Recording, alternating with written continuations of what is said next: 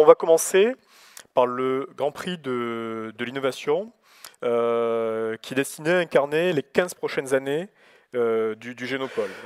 Donc nos 5 lauréats, c'est Généton, le laboratoire de l'AFM Téléthon, spécialisé dans le développement de thérapies géniques pour combattre les maladies génétiques rares. Le deuxième, c'est Global Bioénergie, qui a mis au point donc, ce procédé de conversion de ressources végétales en hydrocarbures.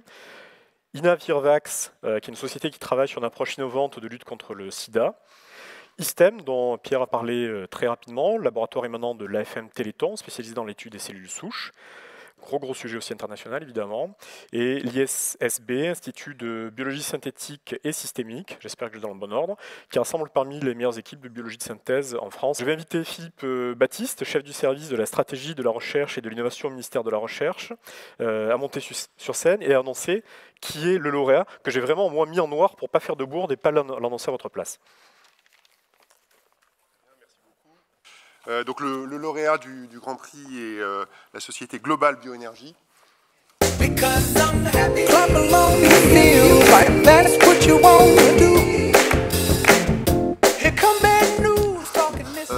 Je m'excuse au nom de Marc Delcourt, donc, qui était là toute la matinée, mais qui a une contrainte très forte cet après-midi. Et au nom de la société, je remercie Génopole pour l'attribution de ce prix, qui est une reconnaissance des efforts de la société.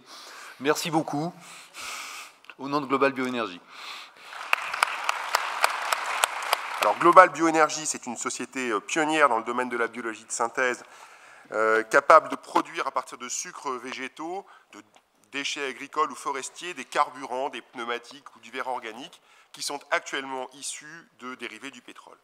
Utiliser des ressources renouvelables pour produire une énergie respectueuse de son environnement, voilà un défi majeur qui est au cœur des grandes priorités scientifiques de tous les pays, dont bien entendu la France.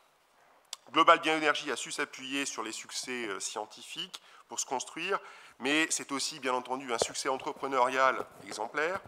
Global Bioénergie a été désignée la PME de biotechnologie la plus innovante d'Europe par Europa Bio en 2012. Cotée en bourse depuis 2011, la société a passé des accords avec des industriels allemands, américains et polonais. Et fin 2013, Global Bioénergie a remporté le prix Enternext, récompensant l'opération boursière la plus réussie de l'année. L'entreprise s'est nouée des partenariats efficaces avec les acteurs publics, je pense à l'ADEME, avec Oseo, actuellement avec les investissements d'avenir, qui soutiennent activement l'ensemble de ces développements. Elle travaille à présent sur l'industrialisation de la méthode et le passage à l'échelle, qui est un élément essentiel pour l'industrialisation. Et Global Bioénergie, à l'image du Génopole, franchit les unes après les autres les étapes clés de son développement.